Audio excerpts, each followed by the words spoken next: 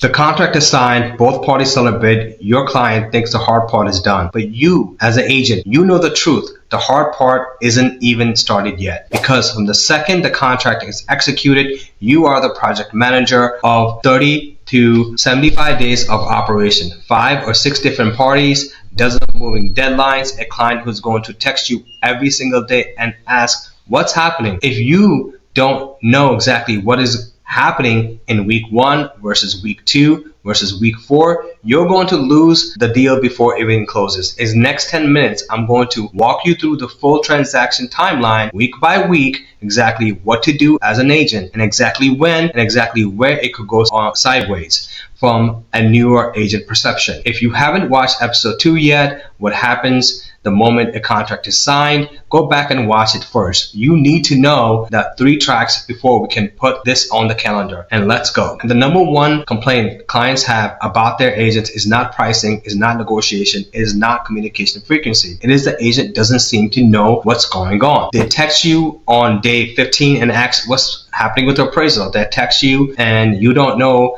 if it has been ordered. They ask you about the repairs and you are not sure if the seller is considering it. That's the moment, the one moment of your sounding lost is when you start being the expert in your client's mind. You don't get that back. The agent who runs this timeline clean closes more deals, they get more referrals, they build a real business. The agent who wings it loses and their first deal, and they don't even know why. Let's make sure that doesn't happen to you. The clock is ticking. The clock starts the second the contract is fully executed. Your job in week 1 is to be the most organized human being on the planet. First, confirm earnest money is delivered. Don't just tell your buyer to do it. Confirm it landed. Get the receipt. Save it. In the Carolinas, that typically is about 1% of the purchase price wired to the closing attorney trust account in 24 hours to 48 hours. If you skip this, the seller can cancel because earnest money wasn't received on time. That's on you. Second, order the home inspection within 72 hours. General home inspection, termites and septic if rural, radon if is relevant, sewer scope on older homes, and a good inspector are booked a week ahead. New agents wait until day 5. Don't be that agent. Third, pick up the phone and call the loan officers, call the closing attorney, not just an email. Tell them your name, tell them that your client's name, and ask them what they need from you. You are building a team. Be that agent who shows up. If you're from New York, week 1 looks different. Inspection happens before the contract. The contract isn't binding until both attorneys finish reviews, usually about 3 to 7 days. Your earnest money, called the contract deposit, is typically between 3% to 10% and goes into the seller's escrow account. Week 2 is where an agent loses their final deal. Here's why. The inspection report comes back, 50 items. Your buyer panics. You panic with them. You forward the entire report to the listing agent and ask for everything to be fixed. The listing agent laughs at you and the seller refuses. Now, your buyer wants to walk away and you don't know how to save it. Here's what experienced agents do. We break down the report into 3 buckets: the cosmetic, maintenance, and real concerns.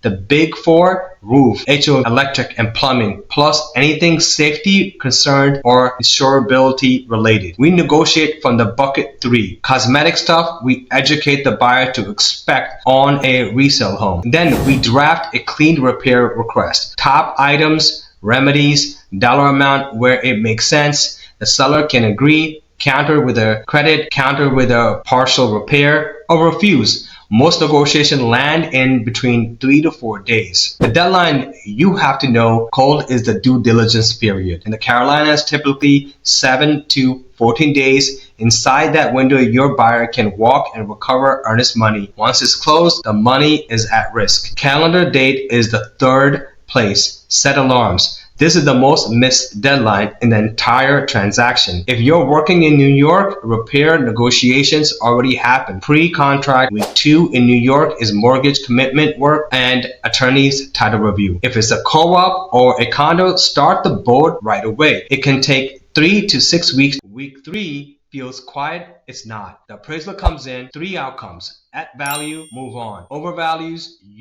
your buyer just got equity. Undervalue, now you have to earn your commission. Here's how you play it. Negotiate the price. Bring extra money to the table, restructure the deal, or challenge the appraisal with comparable sales. You walk your buyer through each price calmly. You don't panic. You have a play. While that happens, title is being run, the closing attorney or the title company is confirming sellers actually owning the property free and clear. No liens, no judgments, no unpaid HOAs. If there's an HOA and a place like Fort Mill, Antigua Cay, there almost always is. The estoppel letter along takes about 5 to 10 days. Order it in the day that you will go under contract. The lender is actively underwriting. Your buyer will get hit by conditions, documents that they thought that they already submitted. Tell your buyer in advance there is no normal. Don't argue, just resend the same day. And this is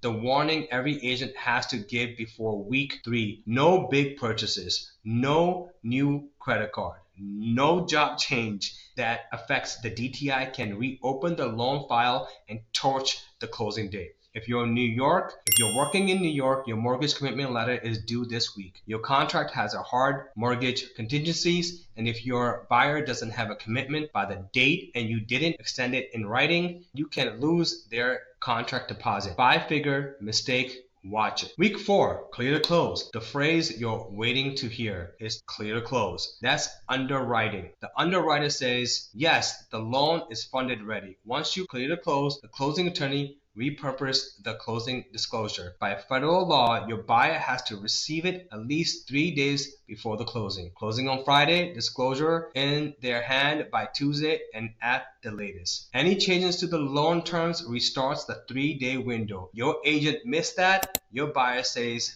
can I increase my down payment by $10,000? And you say, sure, not realizing they just pushed the closing date by 3 days. Book the final walkthrough day of or night before. Check the agreed upon repairs got done. Nothing got damaged in the move out, including appliances are still there. Confirm wire instructions with your buyer through a verified phone call, not email. Wire fraud is the #1 way new buyer gets scammed. As an agent, you remind them you verify the closing attorney verbally, not an email, not a text message. If you're working in New York, week 4 often stretches out to week 6 or 7 or 8 or 9. Okay, 3 sets of attorneys coordinating calendars. Closing package can take about extra 5 days to 10 days, but that's in your move from day 1. Closing day, you're there. Driver license, pen, wire confirmed. Your buyer signs about 40 to 60 documents. The attorney walks them through this. Funding is dispersed. Deeds recording at the county and register of deeds. Key, your job on the closing day is to keep your buyer calm and to be the last person they see before they walk into the new home. Bring a small gift, a card, a photo, a closing photo, something. The relationship you build at closing is the relationship that gets you their referral for the next 10 years. If you're working in New York, closing happens at the seller's or the lender's attorney. 2 to 3 hours, mortgage recording, tax transfer, mansion taxes.